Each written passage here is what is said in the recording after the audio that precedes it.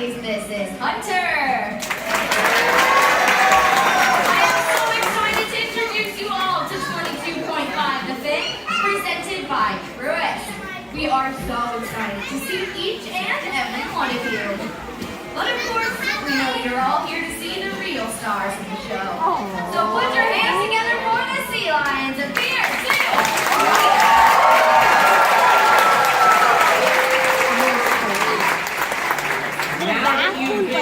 We'd love to tell you a little bit more about them, but first, Vivian and I have a couple of questions. Starting off with everyone in the audience, by a show of hands, how many of you have ever rescued or adopted an animal? Wow, that's a lot of hands. Very nice, everyone. Vivian, go ahead and ask your question. Excellent. Now that one was for the other boys. Boys, by a show of flipper, how many of you were rescued? That's right, everyone. We have 2 rescued sea lions joining us today. In recent years, sea lions have stranded in record number. Rescue centers do their best to rehabilitate and release these animals, but what is often the case is they are deemed non-releasable by the federal government, and they need to find a forever home. All of our sea lions have their own unique backstory, and we're going to start front and center with Finian. We like to think of him as our coast-to-coast sea lion because he is a California sea lion that was born in Florida and now lives in Georgia. Next up, all the way to your right, we have Beck. And I know that he might have one of the cutest faces you've ever seen. But do not let that fool you, folks, because when he was found, he was actually chasing people down the beach. Yeah, he was trying to get out of their picnic food. While it is a really cute story, it also highlights how difficult of a time Beck was having trying to find food on his own. All the way to your left, Hunter is 9 years old, and when he was rescued, he was found with severe boat propeller wounds, as well as damage to his left eye. When he arrived here, our veterinary staff partnered with a specialized sea lion ophthalmologist in order to provide him with the corrective eye surgery that he needed.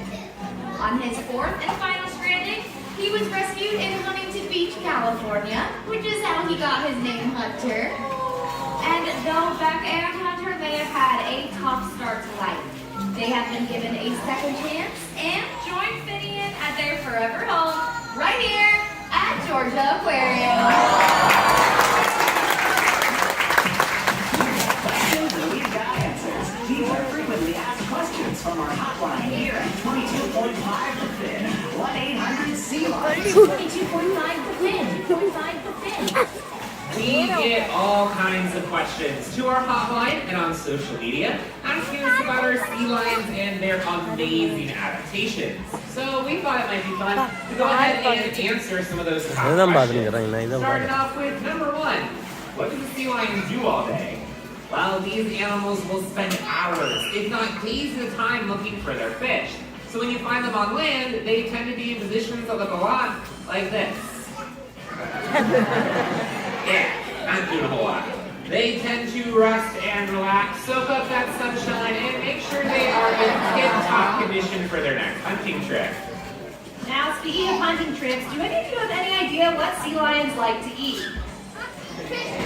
That's right, it's fish and a whole lot of it, huh, Beck? Yes, sea lions actually anywhere between 5 to 8% of their body weight every single day. These 2 animals on stage are eating about 10 to 15 pounds of fish each and every day. Now to help them catch all this fish, sea lions are well equipped with 1, a mouthful of sharp teeth to help them catch and grab all that fish, and 2, a very flexible neck. Not only can they move their heads from side to side, but sea lions are so flexible that they can take their nose and touch it all the way back to their spine. I think it's very important to acknowledge the elephant in the room, which is that sea lions are incredibly noisy animals. They communicate through a wide variety of different sounds. Males will use them to maintain and defend their territory, and mom and pups will use them to identify each other on a crowded beach. No 2 sea lions sound exactly the same, so we're going to have 2 of our sea lions sound off to give you that side-by-side comparison.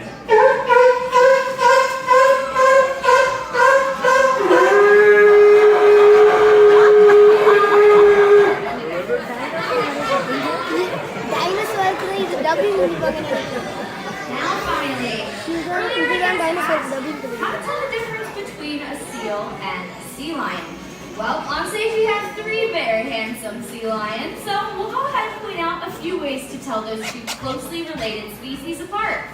The first place that you want to look is right on the side of their head. What do you all see right here? That's right. Sea lions have external ear flaps just like we do, called pinnae. Now seals just have a small pin-sized hole about an inch behind their eye, rather than those external ears. My personal favorite way to tell them apart is how they move on land.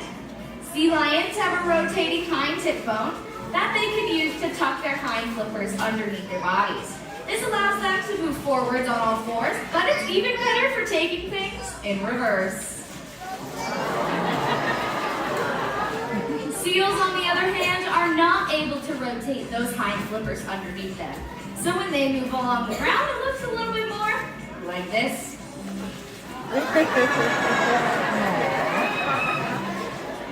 And our final question is, what is the top predator of the sea lion?